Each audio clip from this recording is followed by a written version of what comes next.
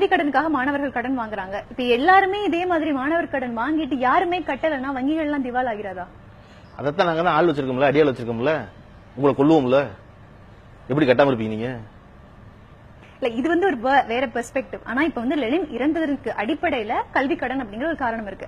So இந்த காரணத்திற்கு நம்ம வந்து இப்ப நான் கேட்கிற கேள்வி என்னன்னா, இது மாதிரியான பல மாணவர்கள், குறிப்பா லெனின் வந்து அவருடைய படிப்பை முழுதாக முடிக்க முடியல, அரியர்ஸ் வச்சிருக்காரு, அதனால அவருக்கு வேலை கிடைக்கல. அந்த பழு எல்லா படிப்பு முடிச்சிட்டா வேலை கிடைச்சிருமா அந்த நாட்டுல? நிச்சயமா, அதுதான் என்னுடைய கேள்வியும் கூட.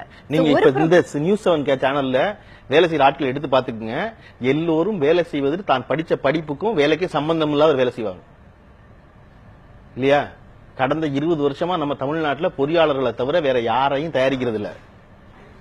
கலைஞர் படிப்பை சாகடிச்சாச்சு. சரியா?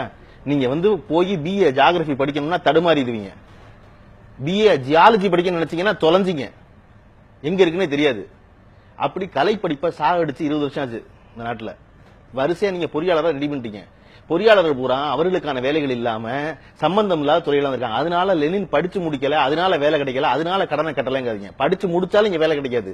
இங்க எல்லா பொறியாளர்களுக்கும் இன்ஜினியர்னு படிக்கிறாங்கல்ல, இன்ஜினியர் படிக்கிற எல்லாருக்கும் சராசரி மாச சம்பளம் 10,000 ரூபாய்க்கு கீழே இருக்கு. ஆனா படிக்க வரும்போது நம்பிக்கிட்டு இருந்தா நம்ம 4 லட்ச ரூபாய் சம்பளம் வாங்கிடுவோம்னு 10,000 ரூபாய் சம்பளம் வாங்கிட்டு இருக்காங்க எல்லாரும். அதனால படிக்கிற படிப்புக்கும் படிச்சு முடிச்சதுனால கடனை கட்டி, படிச்சு முடிச்சதுனால கடன் கட்டிருக்க முடியாது. 10,000 ரூபாய் சம்பளத்துக்கு போய் எப்படி மாசம் 5,000 கடன் கட்டுவான்? நான் சொல்றது அடிப்படை முதல்ல படிக்கிறவனுக்கு கடன் கொடுக்கறதே தப்புங்கிறேன். நீ அவனை படிக்க வைக்கணும், கடமை இல்லையா? லெனின் இன்ஜினியரிங் படிச்சு முடிக்கல, ஆனா இன்ஜினியரிங் படிக்கிற தகுதியோட தான் +2 படிச்சு முடிச்சான் இல்லையா? அப்ப அவனை படிக்க வச்சிருக்கணும்ல.